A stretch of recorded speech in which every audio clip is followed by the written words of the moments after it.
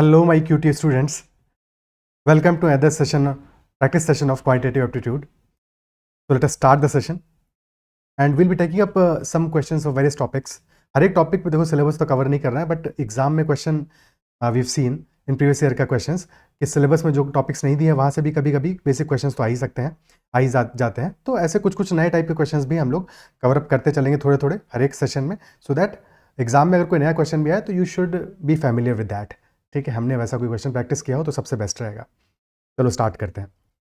And you can connect with me on Telegram at ADITYAKT, और Telegram group अगर आप join नहीं किया है तो जरूर कर लेना, CAT-ZAT-MBA.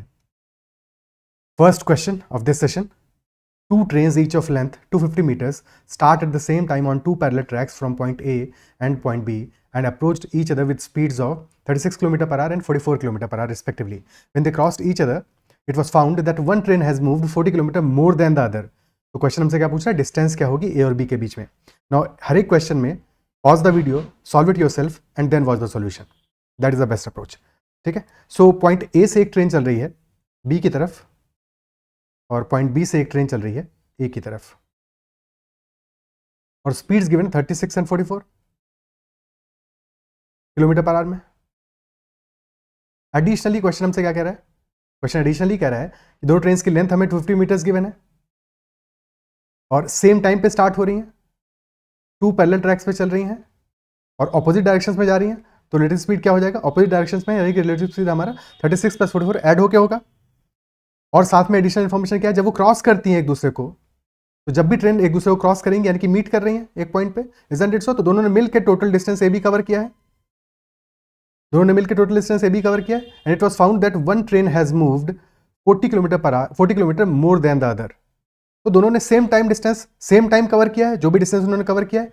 तो अगर टाइम सेम है इस केस में, हर एक केस में जब भी हमारा टाइम स्पीड डिस्टेंस क्वेश्चन करेंगे तो हमें ये आइडेंटिफाई करना है कि टाइम सेम है या डिस्टेंस सेम है या स्पीड सेम है. इस केस में टाइम सेम है, तो अगर टाइम हमारा सेम है तो डिस्टेंस और स्पीड समानुपाती होंगे, प्रोपोर्शनल होंगे. यानी कि जो हमारा स्पीड का रेशियो होगा वही डिस्टेंस का भी रेशियो होगा. स्पीड गिवन है हमें, स्पीड क्या गिवन है, 36 एंड 44. तो रेशियो आ रहा है 9:11 का. 9 यूनिट हमारी स्पीड पहली ट्रेन की है और दूसरी ट्रेन की स्पीड है 11 यूनिट्स. तो जो स्पीड का रेशियो होगा वही सेम डिस्टेंस का भी रेशियो होगा, यानी कि डिस्टेंस भी 9:11 के रेशियो में होगी जो इन्होंने कवर अप किया है. And we know one train has moved 40 kilometre more than the other. तो जिस ट्रेन की स्पीड ज्यादा है, डिस्टेंस तो उसी ने ज्यादा कवर अप किया है. 2 यूनिट्स का डिफरेंस आ रहा है, and these 2 units is equal to 40 kilometre. This is equal to 40 kilometre. और अगर 2 यूनिट 40 किलोमीटर है, हमें निकालना कितना है टोटल डिस्टेंस कवर्ड, जो कि होगी 9 यूनिट प्लस 11 यूनिट, यानी कि 20 यूनिट्स. और 20 यूनिट्स हो जाएगा क्योंकि 2 यूनिट्स 40 है, 20 यूनिट्स का 10 टाइम्स होगा, यानी कि 400 किलोमीटर होगा.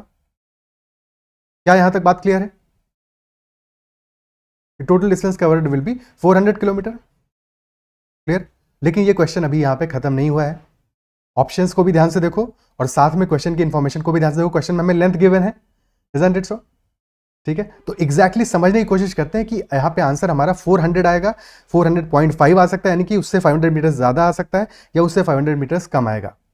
ठीक है, और ये क्वेश्चन मैंने ऑलरेडी एनटीए ने जो प्रीवियस एग्जाम्स कराए हैं उनमें से ही एक एग्जाम से पिक किया है, सो दैट तुम्हें आइडिया हो कि, और ऐसे कई क्वेश्चंस हैं जो कि मैंने प्रीवियस एग्जाम से ही पिक किए हैं किसी और एग्जाम से, सो दैट आगे कोई ऐसा एग्जाम आता है, ऐसा क्वेश्चन आता है तो यू नो कि क्या अप्रोच होगा, कैसे सॉल्व करोगे. ठीक है, तो अब यहाँ पे समझने की कोशिश करते हैं. जिस मोमेंट पे ट्रेन एक दूसरे को क्रॉस करेंगी, लेट अस से ए से जो ट्रेन जा रहा था, दिस इज दैट ट्रेन. तो जब क्रॉसिंग कंप्लीट होगा तो जो इसका इंजन है वो इस पोजीशन पे होगा, इजंट इट सो? और जो बी से ट्रेन आ रहा था, दैट लेट अस से is this train.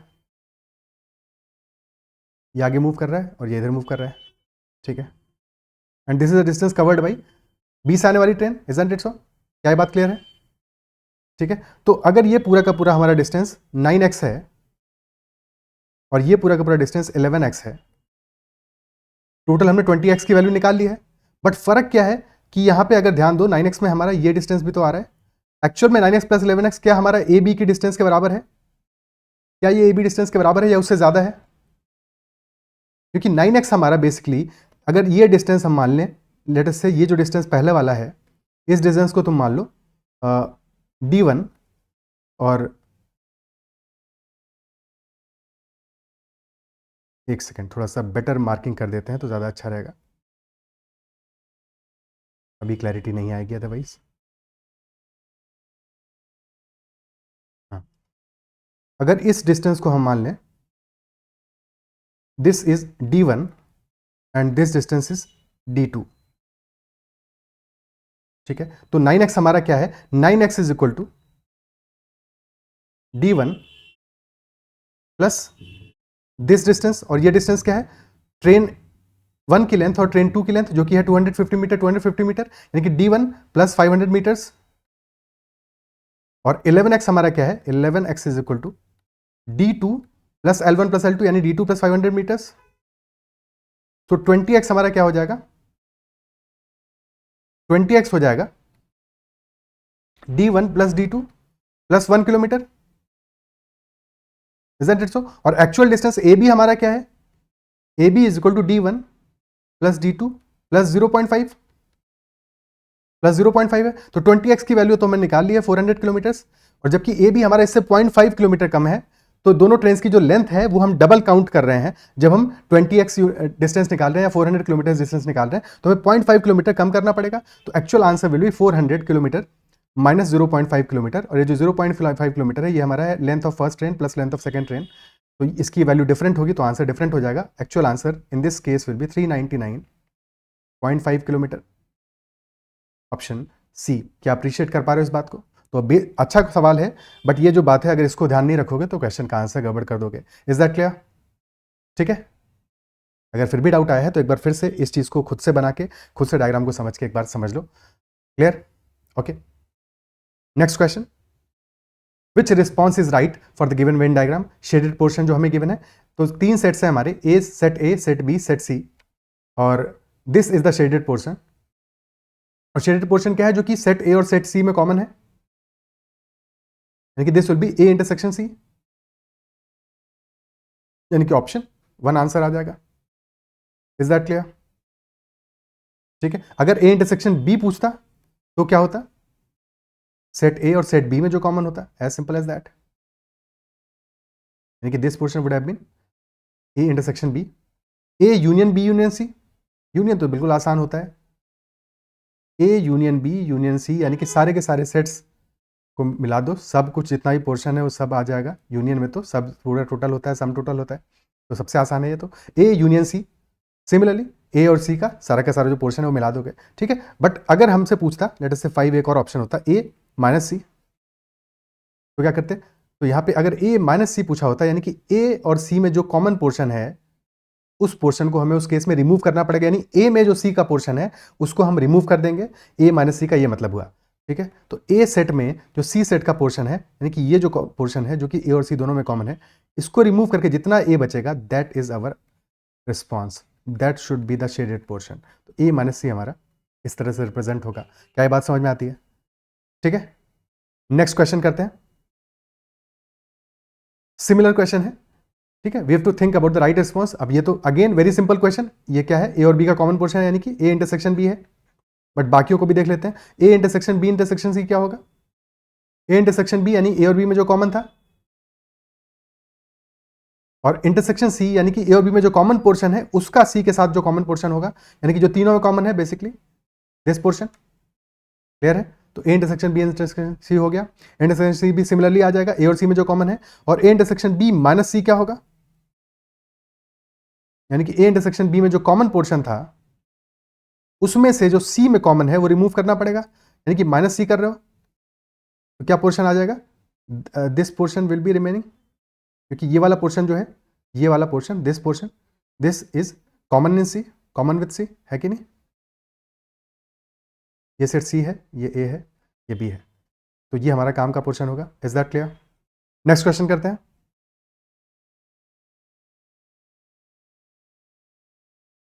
What is the मीनियन of the given data, median of the given data, given data का मीडियन क्या होगा? सबसे पहला काम, जब भी किसी क्वेश्चन में हमें मीडियन निकालना है तो हमें सारे के सारे डेटा को इंक्रीजिंग ऑर्डर में अरेंज करना पड़ेगा, यानी कि सबसे छोटे से सबसे बड़ी वैल्यू की तरफ अरेंज करना पड़ेगा, उसके बाद में ही मीडियन के बारे में बात करनी है। एक और दूसरी बात कि total number of data values कितनी है, 1 2 3 4 5 6 7, ऑड वैल्यूज हैं, 7 वैल्यूज हैं टोटल, और जब भी ऑड वैल्यूज होंगी तो मीडियन हमारा एग्जैक्टली मिडिल में आएगा, एग्जैक्टली मिडिल में आएगा तो एवरेज नहीं होगा, यानी कि 4.5 नहीं हो सकता क्योंकि सारी वैल्यूज इंटीजर में है, तो हमारा आंसर इंटीजर में ही आएगा। Is that clear?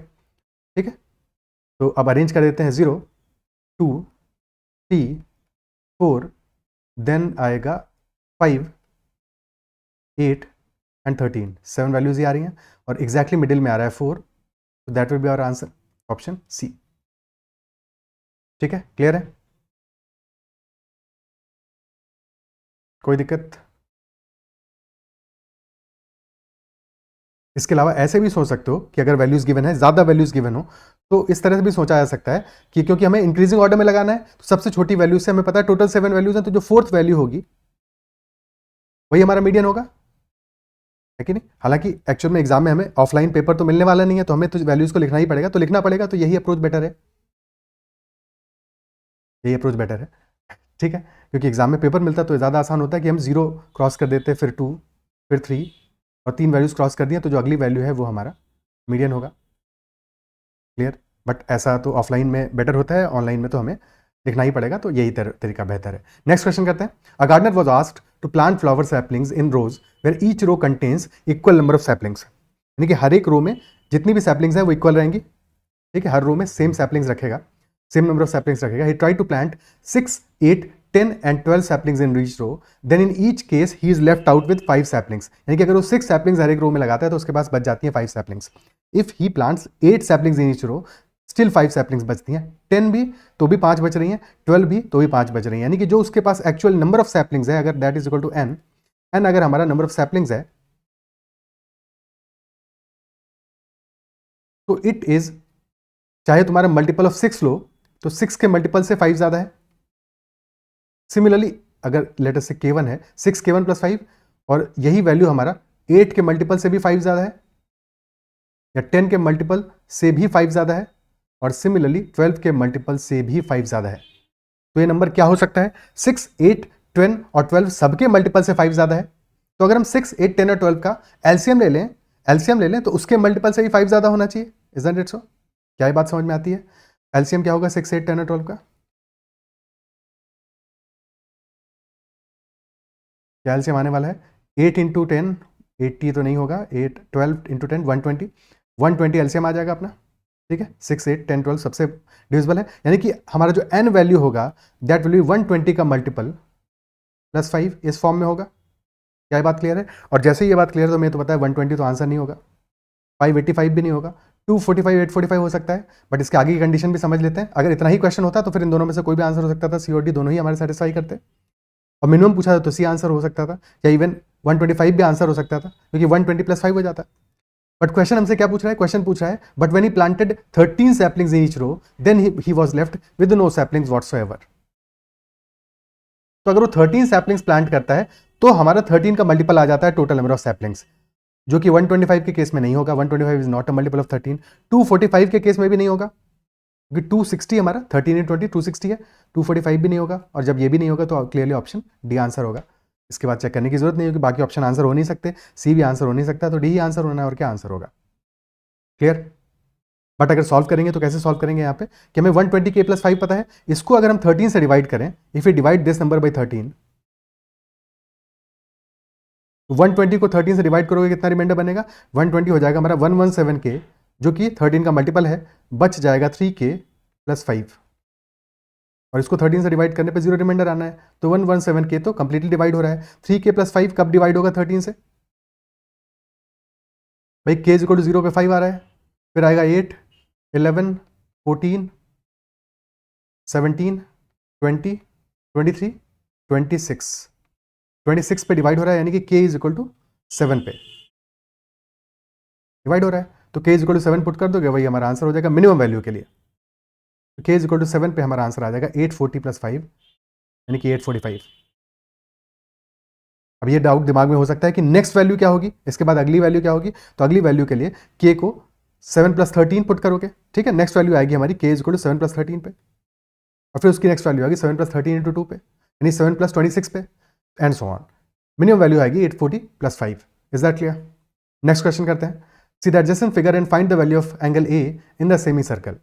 अब ये भी क्वेश्चन एग्जाम से ही लिया, और बहुत ही बेसिक क्वेश्चन है, तो बहुत ही आसान है, इसमें तो कुछ भी करने की जरूरत नहीं है। द ओनली थिंग इज कि डायग्राम जो बना है वो अप टू द स्केल नहीं बना हुआ है, डायग्राम को देख के ऐसा लग रहा है कि एबीसी एक इक्विलैटरल ट्रायंगल है, बट एक्चुअल में सेमी सर्कल में लिखा है ना, angle A in the semi circle, यानी कि ये जो ओ है दिस इज सेंटर, तो सेंटर है। और अगर ओ सेंटर है तो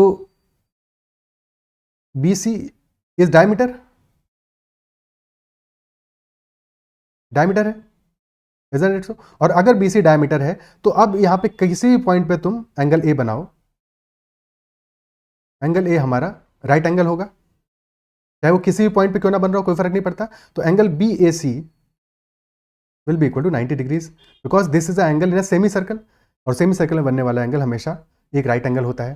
दैट इज द प्रॉपर्टी। तो ये प्रॉपर्टी दिमाग में क्लियर होनी चाहिए। दूसरी प्रॉपर्टी जो वेरी इंपॉर्टेंट है, बहुत सिंपल है बट इंपॉर्टेंट है, कि जब भी हम हमारा कोई भी कॉर्ड, ठीक है, लेट अस से हमने कोई भी कॉर्ड बनाया सर्कल में, दिस इज कॉर्ड PQ, और ये कॉर्ड PQ हमारा सेंटर पे एंगल बना रही है 110 डिग्री का, लेट अस से। तो अब सर्कमफेरेंस पे कहीं पे भी एंगल बनाओगे तो वो जस्ट इसका हाफ बनेगा।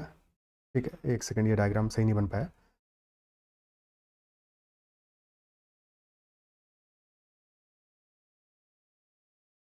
अब सर्कमफेरेंस पे कहीं भी तुम एंगल बनाओगे, ठीक है, so if this is O, this is R, so this angle will be 55 degree, just half होगा।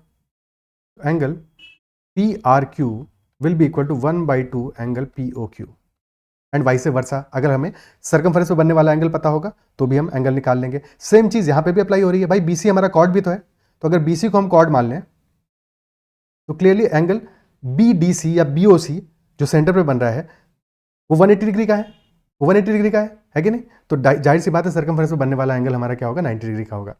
Is that clear? Next question करते हैं। The ratio of the length and breadth of a rectangle is 4:1 and its area is 64 centimeter square. Then what will be the value of breadth and length of the rectangle respectively? तो length और breadth का ratio क्या given है? That ratio is 4:1 और area है 64। तो अगर 4x है लेंथ और x है ब्रेड्थ तो एरिया हो जाएगा 4x स्क्वायर विच इज 64। यहाँ से x स्क्वायर आ जाएगा 16। तो x क्लियरली हमारा, क्योंकि ये लेंथ और ब्रेड्थ की वैल्यूज है तो ये डायमेंशन है, पॉजिटिव ही आएंगी, तो x इक्वल टू 4 ही आएगा। और अगर x इक्वल टू 4 है तो हमारा लेंथ आ जाएगा 16 और ब्रेड्थ आ जाएगा 4। Clear? 16 and 4 will be the answer.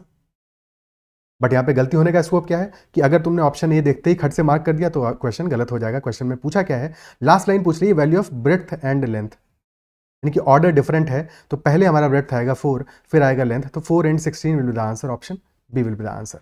Is this clear? तो कई बार बहुत जो इजी क्वेश्चन होता है वहाँ पे भी कहीं फंसाने का एग्जामिनर कोशिश करता है, और ये क्वेश्चन रखने का सिर्फ इतना ही पर्पस था कि तुमको ऐसे क्वेश्चंस में हमेशा कॉशियस रहना है। जब क्वेश्चन बहुत आसान है तो एक बार लास्ट लाइन जरूर पढ़ना है कि कहीं कुछ फंसा तो नहीं रहा है, रेशियो चेंज तो नहीं कर रहा है, या कोई और बात तो नहीं है, कोई और लॉजिक तो नहीं है। ठीक है, तो एक थोड़ा सा कॉशियस रहना है। ऐसा नहीं उसमें टाइम वेस्ट करना है, बट दिमाग इतना अटेंटिव रखना है, एग्जाम में काम रखना है, फोकस्ड रखना है। ठीक है, तो हड़बड़ाना नहीं है कि आसान क्वेश्चन देख लिया और मुंह जला लिया उससे। ठीक है, तो ये चीज़ ध्यान रखनी है। The figure A is showing which type of function? Now options हैं strictly increasing, strictly decreasing, decreasing and increasing. अब यहाँ पे डाउट आ सकता है कि इंक्रीजिंग और स्ट्रिक्टली इंक्रीजिंग के बीच में फर्क क्या है। ठीक है, फर्क क्या है, डिफरेंस क्या है? अब if you observe this function, तो ये फंक्शन क्या है, लगातार इंक्रीज कर रहा है, लगातार इंक्रीज कर रहा है। तो अगर फंक्शन लगातार इंक्रीज कर रहा है तो वी कैन से भाई पहले नेगेटिव वैल्यू थी, फिर बढ़ता जा रहा है, बढ़ता जा रहा है, बढ़ता जा रहा है, तो इट इज कंसिस्टेंटली इंक्रीजिंग, लगातार इंक्रीज कर रहा है, तो इंक्रीजिंग फंक्शन तो है। पर स्ट्रिक्टली इंक्रीजिंग है या इंक्रीजिंग है, यानी कि ऑप्शन 1 और 4 में से कौन सा आंसर होगा?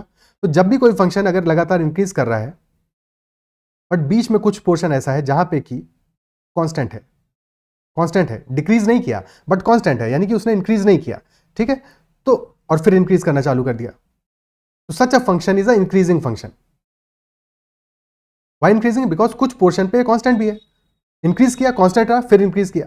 ठीक है, स्ट्रिक्टली इंक्रीजिंग फंक्शन वो फंक्शन होता है जो कि हमेशा इंक्रीज कर रहा है, कहीं पे भी कांस्टेंट वैल्यू नहीं है उस पर, इट इज स्ट्रिक्टली इंक्रीजिंग, यानी कि इसका इंक्रीज करने का जो कैरेक्टरिस्टिक है दैट इज स्ट्रिक्ट, ये कहीं पे भी कांस्टेंट नहीं है, that is y strictly increasing है, और इंक्रीजिंग आंसर नहीं होगा, स्ट्रिक्टली इंक्रीजिंग आंसर होगा। क्या ये बात क्लियर है? यही सेम लॉजिक डिक्रीजिंग और स्ट्रिक्टली डिक्रीजिंग पे होगा कि स्ट्रिक्टली डिक्रीजिंग में फंक्शन हमारा कांस्टेंटली डिक्रीज करेगा, और डिक्रीजिंग में फंक्शन डिक्रीज करेगा और कुछ पोर्शन में कांस्टेंट हो सकता है और फिर डिक्रीज करेगा।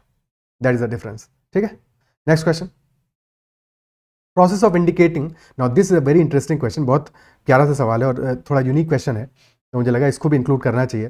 Process of indicating addition 3 + 2 = 5 at number system, और ये प्रोसेस हमें गिवन है 5 स्टेप्स में, और फिर क्वेश्चन हमसे पूछ रहा है choose the correct answer from the options given below. Now it is a very easy question, but एक बार पॉज करके खुद से अटेम्प्ट करने की कोशिश जरूर करो, उसके बाद में फिर सॉल्यूशन देखो इसका। तो यहाँ पे 5 स्टेप हमें गिवन है। ऑप्शन ए, स्टेप ए में हमें गिवन क्या है, इंटीजर लाइन गिवन है और लाइन में हमें नंबर्स डिमार्केट किए हुए हैं, -5, -4, -3, -2, -1, 0, 1, 2, 3, 4, 5। बी में, स्टेप बी में हमें क्या डिमार्केट किया है कि this will be the negative side, this will be the positive side, and फिर ये बीच में वैल्यू 0 है। फिर स्टेप सी में हमें गिवन है कि हमने 0 से 3 स्टेप आगे गए। स्टेप डी में गिवन है 3 स्टेप तो आगे हम जा चुके हैं, और फिर हम 2 स्टेप और आगे गए, यानी कि बेसिकली सी के बाद में डी आ रहा है। और फिर स्टेप ई में हमें गिवन है कि क्योंकि हम 3 स्टेप पहले आगे गए, फिर 2 स्टेप आगे गए, टोटल कितना स्टेप आगे गए, 0 से 5 स्टेप, तो यानी कि डी के बाद में ई आएगा। तो सी डी ई ऑर्डर तो बिल्कुल क्लियर है। यहाँ ए और बी में भी पहले बी आएगा, बिकॉज पहले हम नंबर लाइन को डिफाइन कर रहे हैं, इंटीजर लाइन को डिफाइन कर रहे हैं, और फिर उसके बाद में ए पे जाके उस पर डिमार्केट कर रहे हैं वैल्यूज को, तो क्लियरली पहले बी आएगा, फिर ए आएगा, then C, then D, then E. तो answer will be B A C D E option 2। Is that clear? ठीक है।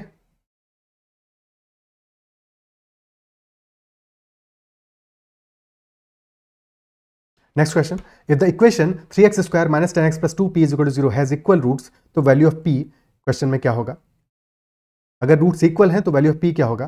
किसी भी क्वाड्रेटिक इक्वेशन में अगर मैं क्वाड्रेटिक इक्वेशन गिवन है ax² + bx + c = 0, तो रूट्स होंगे x will be equal to, एक सेकेंड,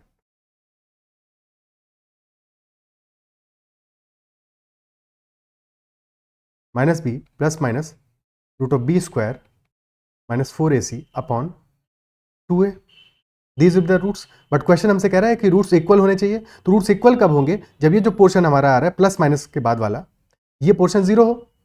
अगर ये पोर्शन 0 हो जाएगा, दोनों रूट्स इक्वल हो जाएंगे, यानी कि हमारा, और इसी पोर्शन को यानी कि डिस्क्रिमिनेंट कहते हैं b² - 4ac। The discriminant should be equal to 0, this should be equal to 0, और b क्या आ रहा है हमारा, -10 है, तो -10 का whole square -4 × 3 × 2p, this should be equal to 0, 200 minus 24p should be equal to 0, and if that is so, 24p is equal to 100, so p will be equal to 100 divided by 24, which will be equal to 25/6. तो p हमारा 25/6 होना चाहिए, option B is the answer. Clear? Okay. Next question. How much time will it take for an amount of rupees 450 to yield rupees 81 as interest at 4.5% per annum of simple interest? तो अगर simple interest हमारा 4.5% है, तो 1 साल का interest पहले निकाल लेते हैं, और उससे आइडिया लग जाएगा कि कितने टाइम पीरियड में हमें 81 रुपीज़ का इंटरेस्ट मिलने वाला है। तो 1 ईयर का इंटरेस्ट क्या होगा, 450 का 4.5%, तो 450 × 4.5 divided by 100, so this will become effectively 4.5 × 4.5। क्या वैल्यू आएगा? वी नो 45 का स्क्वायर क्या होता है, 5 का स्क्वायर दैट इज 25, और फिर 4 को मल्टीप्लाई करेंगे उसके अगले नंबर से, यानी 4 × 5, तो 2025, तो 4.5 × 4.5 आ जाएगा 2025, और 2 नंबर्स के बाद, 2 डिजिट्स के बाद में डेसिमल लगेगा 20.25 रुपीज़। तो 25.25 रुपीज़ हमारा इंटरेस्ट है 1 ईयर का, एनुअल इंटरेस्ट है, 1 ईयर का SI है, सिंपल इंटरेस्ट है। तो 81 रुपीज़ कितने टाइम में आएगा, 81 डिवाइड बाई 20.25, 4 टाइम्स जा रहा है, तो clearly 4 years will be the answer, 4 years will be the answer, option D. Next question.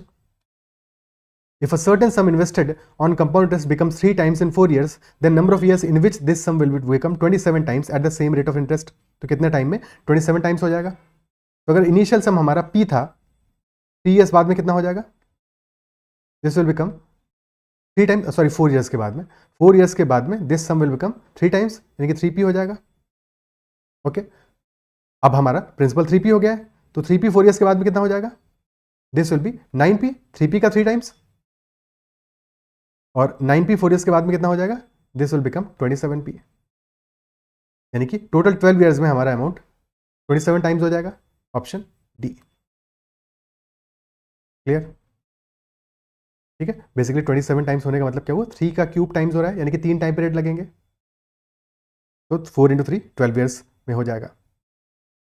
2 fair dice are thrown. The probability that the number of times the first dice exceeds 3 and the second dice exceeds 4, क्या होगा probability, जबकि first dice हमारा 3 को exceed करे और second dice हमारा 4 को exceed करे. तो डाइस 1 में हमें क्या चाहिए, it should be greater than 3, और डाइस 2 में outcome should be greater than 4.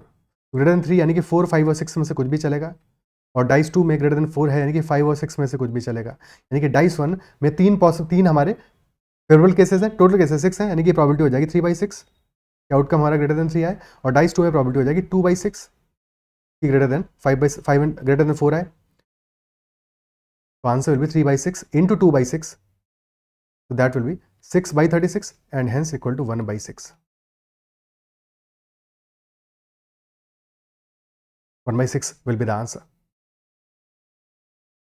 Next question. In a sweet shop, 5 identical toffees, 4 identical fruit gums and 9 identical chocolates are placed on a shelf. So there are 5 toffees, 4 fruit gums,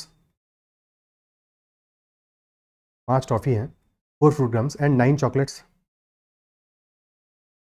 फिर question हमसे क्या कह रहा है, in how many ways can one purchase a few of them such that there are at least 1 fruit gum and at most 5 chocolates. ऐसे purchase करना है कि कम से कम 1 फ्रूट गम जरूर होना चाहिए, यानी कि नंबर ऑफ फ्रूट गम्स हमारे ग्रेटर देन इक्वल टू 1 होने चाहिए. गम 0 नहीं होने चाहिए, कुछ ना कुछ गम तो जरूर होना चाहिए जिंदगी में. ठीक है, तो ग्रेटर देन इक्वल टू 1 गम होना चाहिए, और चॉकलेट्स एट मोस्ट 5 हो, यानी कि chocolate should be less than equal to 5.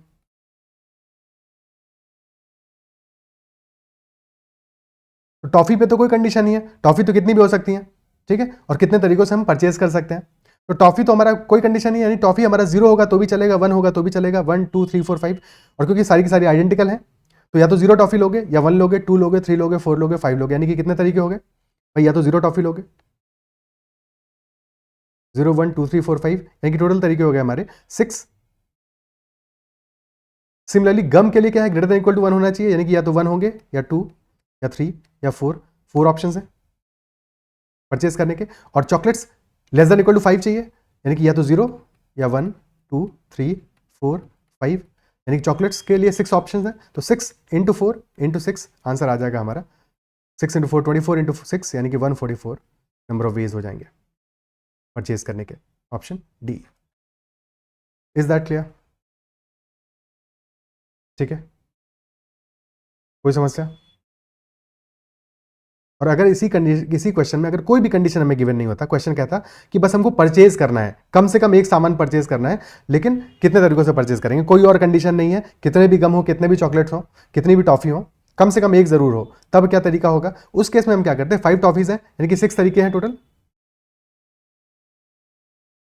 Toffee purchase करने के. या तो एक भी नहीं लोगे, या 1 लोगे, 2 लोगे, 3 लोगे, टोटल 6 वेज हो गए. यही सेम काम गम के लिए करेंगे, गम 4 हैं, तो या तो एक भी नहीं लोगे, या 1 लोगे, 2 लोगे, 3 लोगे, 4 लोगे, यानी कि 5 वेज हो जाएंगे गम के लिए. और सिमिलरली चॉकलेट्स के लिए हो जाएंगे 9 + 1. और क्योंकि हमें मिनिमम एक तो परचेज करना ही है, तो 1 सब्ट्रैक्ट करना पड़ेगा लास्ट में, क्योंकि कम से कम एक तो जरूर परचेज करेंगे. तो that answer will B 6 × 5 × 10 - 1, so that will be 300 - 1, that is 299. Number of ways will be 299 in that case. ठीक है, बट इस क्वेश्चन में आंसर होगा 144. Next, the average of 11 numbers is 52, the average of first 6 numbers is 55 and average of last 6 numbers is 49. तो 6 number हमारा क्या होगा.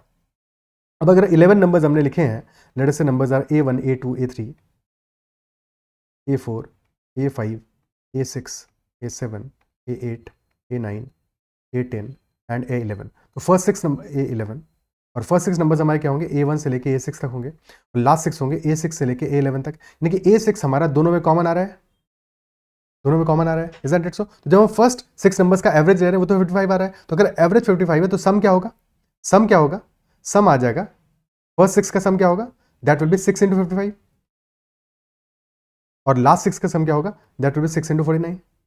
और अगर हम इन सबको ऐड कर देंगे तो हमें सारे 11 नंबर्स का सम तो मिल ही जाएगा, और 6th वाला जो नंबर है वो डबल काउंट हो जाएगा, क्योंकि वो पहले वाले में भी आ रहा है और वो लास्ट वाले में भी आ रहा है.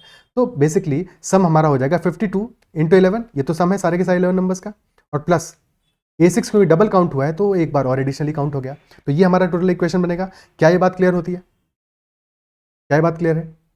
ठीक है, तो क्या वैल्यू आ गई हमारी 52 इंटू 11 कितना आ गया? This is 520 plus 52 572 plus A6 and that is equal to 55 into 6 that is 330 plus 6 into 49 6 into 50 हुआ 300 माइनस करोगे 6 आ जाएगा 294। तो यहाँ से A6 की वैल्यू क्या आ जाएगी? दिस वैल्यू इज 630 माइनस 6 यानी कि 624 माइनस 572 तो 24 प्लस 28 आंसर विल बी 52। तो A6 हमारा आ गया 52, option C. Is that clear? But क्या इस क्वेश्चन में इतना तामझाम करने की जरूरत थी? बिल्कुल जरूरत नहीं थी। अब समझते हैं कि इस क्वेश्चन को हम एक्चुअल में कैसे करेंगे जब भी हमारा एक नंबर ऐसे रिपीट हो रहा है। ठीक है, तो हम एक तरह से हमें पता है कि हम डेविएशन देख लेते हैं अपने एवरेज से। सारे 11 नंबर्स का 11 नंबर्स का जो एवरेज है दैट इज 52, तो हम 52 से डेविएशन देख लेते हैं पहले केस में और सेकंड केस में।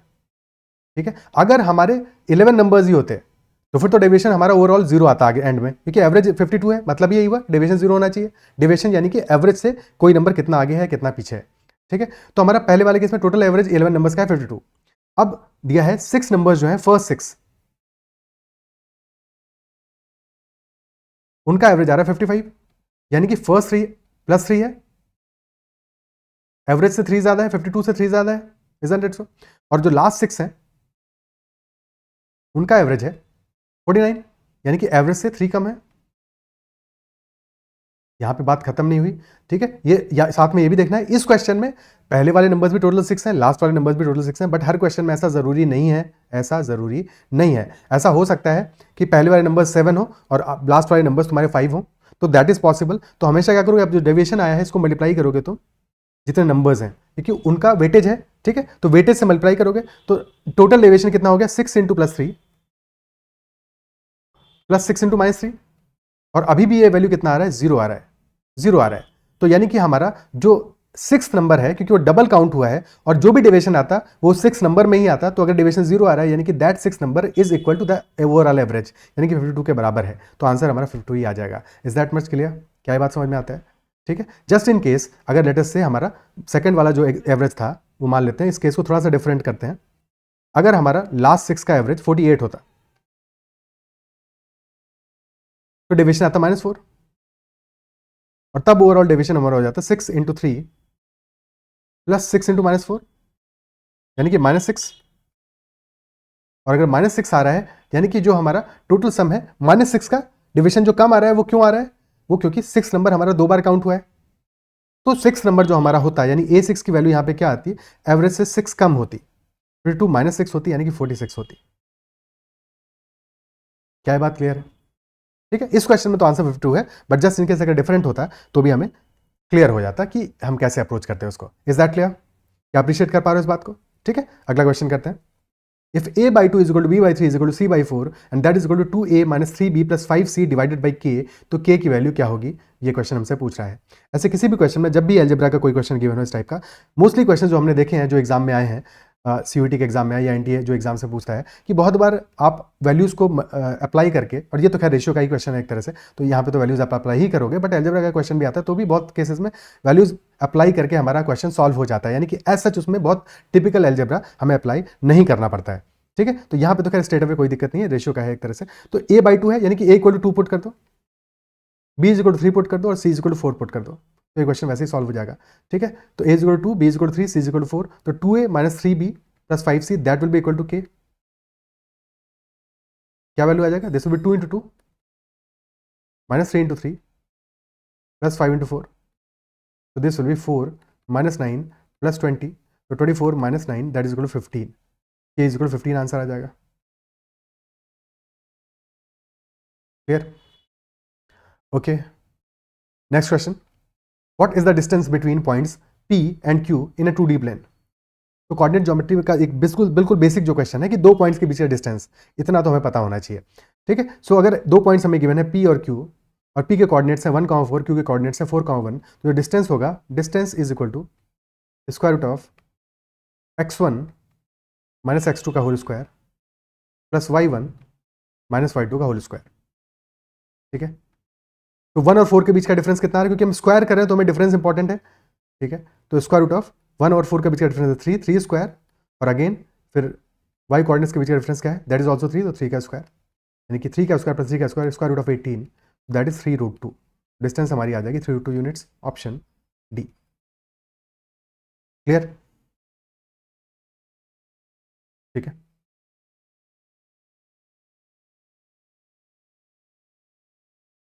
नेक्स्ट क्वेश्चन करते हैं। बिलियन मीन्स, और बहुत सारे बच्चे, होना तो नहीं चाहिए बट कई सारे बच्चों को इसमें भी कंफ्यूजन होता है, ठीक है, और ये भी एक एग्जाम में आया हुआ क्वेश्चन ही है। सो बिलियन का मतलब क्या हुआ? बिलियन हमारा 10 करोड़ है, 10 मिलियन है, 100 मिलियन है, या 1000 मिलियन है? तो देखो,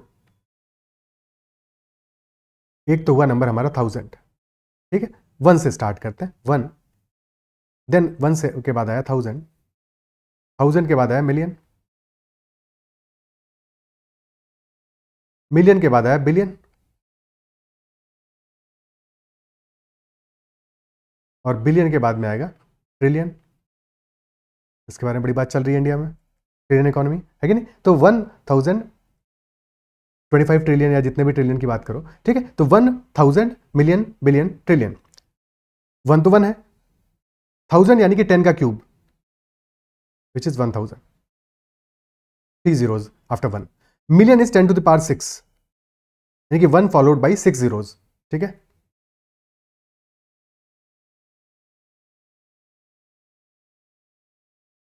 which is also equal to 10 lakhs,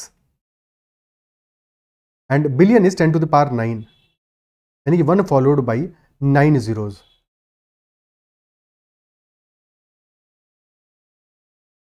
which is equal to 100 crores, और ट्रिलियन हो जाएगा हमारा 10 to the power 12। तो ऑप्शन इस केस में आंसर है हमारा option D, billion is equal to 1000 million. तो ये ध्यान रखना है, 1000 मिलियन बिलियन ट्रिलियन, ये सब 10 to the power 3 से मल्टीप्लाई होते रहते हैं, ठीक है। इतना याद रखोगे तो बाकी लाख करोड़ में कन्वर्ट करना भी आ ही जाएगा, कोई इसमें समस्या नहीं है। Next question, the selling price is multiplied by 6 because of which the profit gets multiplied by 26, so you have to find the overall original profit percentage क्या होगा। तो सेलिंग प्राइस को मल्टीप्लाई कर रहे हैं 6 से, जिसकी वजह से प्रॉफिट हमारा मल्टीप्लाइड हो जा रहा है किससे? 26 से। तो ओरिजिनल प्रॉफिट परसेंटेज क्या रहा होगा, ठीक है। तो प्रॉफिट हमारा क्या होता है? Profit is selling price minus cost price, isn't it सो? तो अगर हमने सेलिंग प्राइस को 6 से मल्टीप्लाई कर दिया है, यानी कि 6 टाइम्स सेलिंग प्राइस हो गया नया वाला सेलिंग प्राइस, और 6 टाइम्स सेलिंग प्राइस में से जब कॉस्ट प्राइस डिक्रीज करोगे, कॉस्ट प्राइस सब्ट्रैक्ट करोगे, तो हमें इफेक्टिवली कितना है? प्रॉफिट हमारा 26 टाइम्स हो गया है। इनिशियली प्रॉफिट था हमारा selling price minus cost price, now this is 26 times of initial value. क्या ये क्वेश्चन क्लियर है? ठीक है, बस अब इसके बाद में सीपी को एक साइड में लेके आ जाओ, एसपी को एक साइड में लेके चले जाओ। तो 26 टाइम्स कॉस्ट प्राइस प्लस आ जाएगा ये लेफ्ट हैंड साइड में, तो 26 CP minus CP, that will be equal to 26 SP minus 6 SP. तो 25 times the cost price is equal to 20 times the selling price, यानी कि सेलिंग प्राइस और cost price का रेशियो क्या आ गया? दैट इज 25/20 विच इज 5/4, यानी कि 1 का प्रॉफिट है 4 यूनिट पे, क्योंकि कॉस्ट प्राइस हमारा 4 यूनिट है, यानी कि 25% इनिशियल प्रॉफिट था हमारा। क्लियर? क्या बात समझ में आती है? ठीक है, कोई समस्या?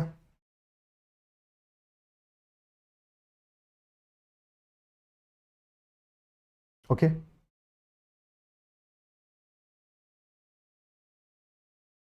आगे बढ़ते हैं। अच्छा, इसी बात को हम ऐसे भी सोच सकते थे कि इनिशियली अगर सेलिंग प्राइस हमारा एसपी है और बाद में उसको 6 से मल्टीप्लाई कर रहे हो, तो मतलब क्या हुआ? हम इनिशियल सेलिंग प्राइस में 5 टाइम्स सेलिंग प्राइस ऐड कर रहे हैं, यही तो मतलब हुआ। और हमारा प्रॉफिट 26 टाइम्स हो जा रहा है, तो ऑलरेडी जब सेलिंग प्राइस था हमारा तब तो प्रॉफिट हो ही रहा था। अब 25 टाइम्स जो एडिशनल प्रॉफिट हमारा हो रहा है, ये क्यों हो रहा है? क्योंकि हमने सेलिंग प्राइस को 5 टाइम्स सेलिंग प्राइस से इंक्रीज कर दिया है, तो यानी कि 5 times selling price is equal to 25 times profit, isn't it so? ठीक है, तो सेलिंग प्राइस और प्रॉफिट का रेशियो हमें मिल जा रहा है यहां से, कि सेलिंग प्राइस हमारा 5 टाइम्स द प्रॉफिट है, डायरेक्टली हमें ये वैल्यू मिल गई, 5 टाइम्स द प्रॉफिट है, इजंट इट सो? और प्रॉफिट क्या हुआ? Profit is 5 times selling price minus 5 times cost price. तो यहाँ से वैल्यू आ जाएगी हमारी कि 5 CP is equal to 4 SP, directly आ गया। क्या ये बात समझ में आती है? Okay, next question. A man buys 8 pens for a rupee. How many pens should he sell for a rupee to earn a profit of 60%? So 8 pens he is purchasing for a rupee. How many pens should he sell for a rupee to earn a profit of 60%? 60% का उसको profit चाहिए। तो अगर 8 pens को 1 रुपी पर purchase कर रहा है तो एक पेन का कॉस्ट कितना हुआ? CP कितना हुआ एक पेन का? तो CP हो गया हमारा 1/8, कॉस्ट प्राइस हो गया 1/8, और प्रॉफिट उसको चाहिए 60% का, यानी कि 3/5 का प्रॉफिट चाहिए। 5 पे 3 का प्रॉफिट चाहिए, इजंट इट सो? तो सेलिंग प्राइस क्या होना चाहिए एक पेन का? अगर 1/8 कॉस्ट प्राइस है तो 5 पे 3 का प्रॉफिट चाहिए, यानी कि 8/5 होना चाहिए सेलिंग प्राइस। 8 से 8 कैंसिल आउट हो गया, यानी कि 1/5 रुपीज पर पेन। ठीक है, ये कॉस्ट प्राइस था 1/8 रुपीज पर पेन, तो 1/5 रुपीज पर पेन का मतलब क्या हुआ कि 1 रुपी में ही शुड सेल 5 पेन्स। क्या बात क्लियर है? ठीक है, और या फिर ऐसे समझ सकते थे कि अगर 100 रुपीज हमारा कॉस्ट है, 100 CP है और 160 हमें चाहिए, 60% का प्रॉफिट चाहिए, यानी कि सेलिंग प्राइस हमारा 160 होना चाहिए, यानी कि रेशियो CP और SP का क्या होना चाहिए? 5:8 का। और अगर दोनों केसेस में हमारा जो अमाउंट है हम 1 रुपी ही रख रहे हैं, तो नंबर ऑफ पेन्स अगर एक पहले वाले केस में 8 है तो दूसरे वाले केस में 5 होने चाहिए, तभी तो हम एक्चुअल में अपना शिफ्ट 60% प्रॉफिट ले पाएंगे। क्या बात समझ में आ रही है? ठीक है, ओके। CP और SP में अगर 5 और 8 का रेशियो होना चाहिए, तो नंबर जो होगा, नंबर ऑफ पेन्स, क्योंकि हमारा टोटल अमाउंट सेम है 1 रुपी ही है, तो नंबर का रेशियो 8:5 होना चाहिए। और पहले वाले केस में अगर 8 सेल कर रहे हैं, 8 परचेज कर रहे हैं, तो 5 सेल करने पड़ेंगे हमें। Next question. A sum of money is divided among Rita, Sita and Geeta such that for each ₹2, Rita gets ₹1, Sita gets 65 paise and Geeta gets 35 paise. If Geeta's share is ₹560, so what is the total sum of money? Total sum of money क्या होगा? तो ₹2 है, basically 200 अगर पैसा है, 200 पैसा में क्या कहानी बनेगी? गीता को मिलेंगे कितने? 1 रुपी, यानी कि 100 पैसा। सीता को मिलेंगे 65 पैसा और गीता को मिलेंगे 35 पैसा। This will be the ratio. और फिर हमें गिवन है, चाहे पैसा हो या रुपया हो, अगर 200 रुपीज़ होगा तो 100 रुपीज़ मिलेंगे रीता को, 65 रुपीज़ मिलेंगे सीता को और 35 रुपीज़ मिलेंगे गीता को। एक ही बात है। और गीता का शेयर कितना है? ₹560, यानी कि 35 यूनिट्स की वैल्यू हमें गिवन है कितना? 560 रुपीज़। और क्वेश्चन टोटल वैल्यू पूछ रहा है, यानी 200 की वैल्यू पूछ रहा है, तो 35 से कितना टाइम जाएगा? 35 से अगर इसको काटेंगे पीटेंगे तो कितना जाएगा? 1 टाइम जाएगा और फिर बचेगा 210, यानी 6 टाइम्स जाएगा, यानी कि 35 इंटू 16 इज 560, यानी कि 1 = 16, तो टोटल अमाउंट हमारा आ जाएगा 200 into 16, that is 3200 rupees. That will be our answer. Next, a 2-digit number is 6 times the sum of its digits. If that number is represented as AB, then what will be the value of A to the power B? एक 2-digit number है जो कि 6 times है सम of the digits का, तो अगर AB हमारा number है तो एक्चुअल में नंबर हुआ क्या? This number will be 10A + B, है कि नहीं? अगर हम इसको AB लिख रहे हैं तो 10A + B नंबर हुआ हमारा, और 6 टाइम्स है ये सम ऑफ द डिजिट्स के, यानी कि 10A + B = 6 times of A + B। Expand कर दो, this will be equal to 10A + B will be equal to 6A + 6B। तो 10A - 6A will be 4A और 6B - B will B 5B, तो 4A = 5B आ गया। और A और B हमारी digits हैं, इनका रेशियो मिल गया हमको। अगर 4A = 5B है, यानी A और B का रेशियो क्या होगा? A/B क्या हो जाएगा? That will B 5/4। क्योंकि ये सिंगल डिजिट नंबर्स हैं तो क्लियरली A हमारा 5 होगा और B 4 होगा, और कोई ऑप्शन तो पॉसिबल नहीं है, क्योंकि जैसे ही डबल करोगे तो 5 10 हो जाएगा, 10 2 डिजिट नंबर हो जाएगा, जबकि हमारा A एक सिंगल डिजिट है, तो यानी कि A 5 है B 4 है, नंबर हमारा हो गया 54। नंबर अगर AB है तो नंबर इज 54। और क्वेश्चन हमसे पूछ रहा है A to the power B की वैल्यू क्या होगी, यानी कि 5 to the power 4 की वैल्यू क्या होगी? तो 5 का स्क्वायर है 25 का स्क्वायर हो गया 625। 5 to the power 4 is 625, so our answer will be 625 only. Option A. Clear? Next question. The number of words formed by arranging all the letters in the word education such that the letters CAT appear in the same place as in the given word and no vowels come together. तो क्या होगा? Number of words formed by arranging all the letters in the word education such that the letters CAT appear in the same place as in the given word, और कोई भी vowel साथ में नहीं आने चाहिए। कितने लेटर्स का वर्ड है हमारा? एजुकेशन। एडू कैट आयन, यानी कि 9 लेटर्स है, बीच में तो CAT अपनी जगह पे ही रहेगा, ठीक है। और CAT ये तीनों के तीनों, वर्ड की बात नहीं कर रहा, लेटर्स की बात कर रहा है, यानी कि C अपनी जगह पे रहेगा, A अपनी जगह पे रहेगा और T अपनी जगह पे रहेगा, ठीक है। पूरे CAT की बात नहीं कर रहा है, अगर पूरे CAT की बात करता तो CAT आपस में भी अरेंज हो सकते थे, वेरी इंपॉर्टेंट, बट इस क्वेश्चन में बात कर रहा है लेटर्स की इंडिविजुअली, यानी कि C अपनी पोजीशन पे रहेगा फिक्स, A अपनी पोजीशन पे और T अपनी पोजीशन पे, ये बात भी क्लियर होनी चाहिए, अदरवाइज हमको CAT को भी अरेंज करना पड़ता। अब बाकियों को ऐसे अरेंज करना है कि वॉवेल्स को साथ में नहीं आना चाहिए। क्या क्या लेटर्स हमारे बच गए हैं? E बचा है, D बचा है, U बचा है, I O N बचा है, और E वॉवेल है हमारा, U वॉवेल है, I वॉवेल है, O वॉवेल, 4 तो वॉवेल्स हैं और इनको साथ में लाना नहीं है।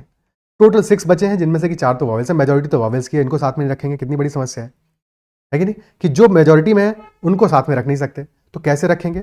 अब इन 4 वॉवेल्स को हमें अलग अलग रखना है, पोजीशंस हमारे पास सामने एक्सपोज्ड है, गिवन है, तो क्लियर है, हमको एक वॉवेल यहाँ रख सकते हैं, एक यहाँ रख सकते हैं, एक यहाँ और एक यहाँ, इसके अलावा कोई भी और तरीका नहीं है जिससे कि वॉवेल्स को प्लेस कर सको और वो अलग अलग रखें जाए।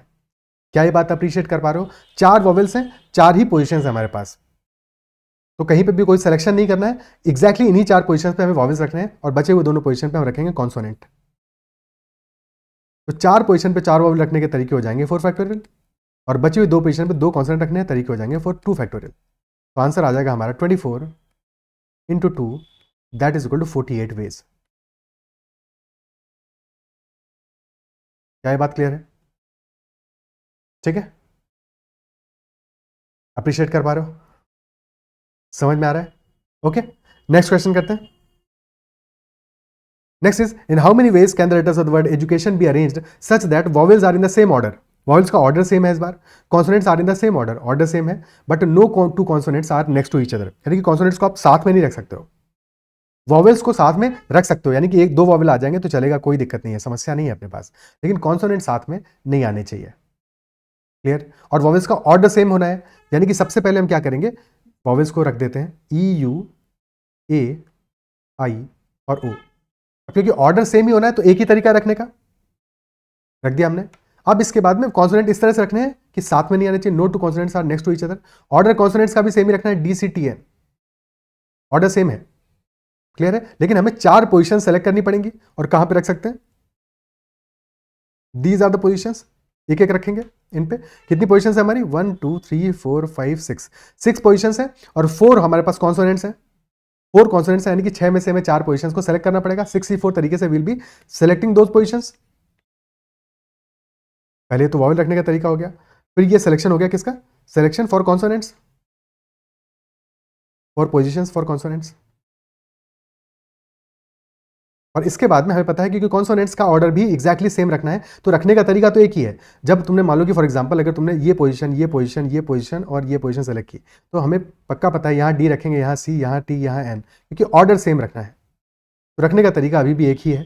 तो आंसर आ जाएगा 64 which is equal to 62 which is equal to 6 × 5/2 which is equal to 15। तो आंसर हमारा आ जाएगा 15। Is it clear? ओके, ठीक है। Next question. 2 ships are sailing in the sea on the 2 sides of a lighthouse. The angle of elevation of the top of the lighthouse as observed from the 2 ships are 30 degrees and 45 degrees respectively. अगर lighthouse हमारा 100 meters high है तो distance between the 2 ships क्या होगा? अगर lighthouse हमारा 100 meters high है तो distance between 2 ships क्या होगा? डायग्राम बनाते हैं, और दोनों lighthouse हमारा अलग अलग डिस्टेंस पे है, यानी कि अलग अलग डायरेक्शन में है।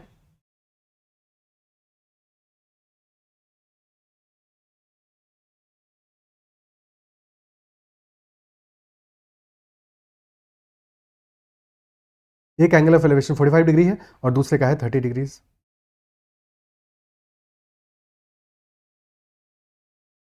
और लाइट हाउस की हमें हाइट दी है 100 मीटर्स,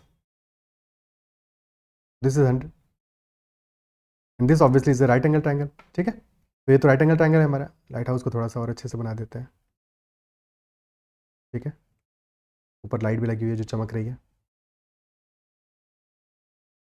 अब इसके बाद में 45 डिग्री का एंगल यहाँ पे आ रहा है, तो जितना हमारा हाइट होगा उतना ही ये डिस्टेंस होगा, तो this distance will also be 100 metres. और यहाँ पे ये 30 60 90 वाला ट्रायंगल बन रहा है, तो दिस इज 30 के सामने वाला साइड 100 है, तो बेस हमारा कितना होगा? दैट विल बी 100 × √3, बेस आ जाएगा 100√3 मीटर्स।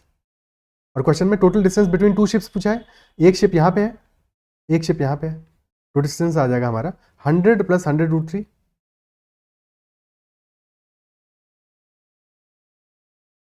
ठीक है, 100√3 कितना होगा, दैट इज अप्रॉक्सीमेटली, क्योंकि √3 हमारा होता है 1.732, तो दिस वुड बी 173.2 + 100, तो अप्रॉक्सीमेटली 273 मीटर्स आ जाएगा आंसर अपना, 273 मीटर्स। क्लियर? ओके, कोई दिक्कत? तो easy question of height and distance, इतना इजी क्वेश्चन या ऐसा क्वेश्चन तो आ ही सकता है एग्जाम में, आना भी चाहिए और आ भी सकता है, बिल्कुल पॉसिबल है। ठीक है, तो एग्जाम में कुछ टॉपिक्स ऐसे हैं जिनके लिए बिल्कुल टेंशन नहीं लेना है कि तुम हाइट एंड डिस्टेंस आ रहा है तो फिर परेशान हो जाओ, उसके लिए ज्योमेट्री से कुछ क्वेश्चन आएंगे तो परेशान हो जाओ। तुमको कुछ बेसिक क्वेश्चन हैं जिनकी प्रैक्टिस कर लेनी है और उतने से कंफर्टेबल हो जाना है। ठीक है, बेसिक क्वेश्चन तुमने कर लिया तो एग्जाम में आएगा तो पैनिक नहीं करना है, उसके लिए सॉल्व हो जाएगा। ठीक है, और ज़्यादा डिफिकल्ट आएगा तो फिर उसको स्किप कर देना, क्योंकि ऐसा ज़रूरी नहीं है। देखो कभी ऐसा हो सकता है कि एक क्वेश्चन कोई मुश्किल आ जाए, एग्जाम में आ ही सकता है, वो तो किसी भी टॉपिक से आ सकता है। और मुश्किल सवालों के साथ हमें हमेशा क्या बर्ताव करना है, उनसे दूरी बना के रखनी है, उचित दूरी, सोशल डिस्टेंसिंग रखनी है हमको। ठीक है, क्योंकि वो हमारा समय खराब करेंगे और हो सकता है कि उसके बाद भी हमको रिजल्ट ना दे, मार्क्स ना मिले उस पर, या गलत कर दो। क्लियर है? Okay, so this is all about this session. I believe session में जो भी क्वेश्चन हमने डिस्कस किए वो समझ में आए होंगे, पसंद आए होंगे और सारे क्वेश्चंस क्लियर हो गए होंगे। अगर कहीं पे कोई डाउट रहता है तो कमेंट में जरूर मेंशन करना, I will try to elaborate that as well. और अगर अब तक तुमने कनेक्ट नहीं किया टेलीग्राम पे तो you can join the Telegram group @ZMBA and also connect with me on Telegram @ADITYAKT। अगर सेशन पसंद आया है तो इसको लाइक ज़रूर करना है, ज़रूर करना है। बहुत सारे लोग पता नहीं क्यों नहीं करते हो भाई, अगर पसंद आता है तो क्यों नहीं लाइक करते हो। ठीक है, अगर देख रहे हो, समझ में आ रहा है, और साथ में चैनल को अभी अगर अब तक सब्सक्राइब नहीं किया है तो ज़रूर कर लेना। कोई क्वेरी है, कंसर्न है, कोई डाउट है, कोई फीडबैक है तो कमेंट में जरूर मेंशन करना है, I will respond to that as well. That's all for this session, bye bye, take care.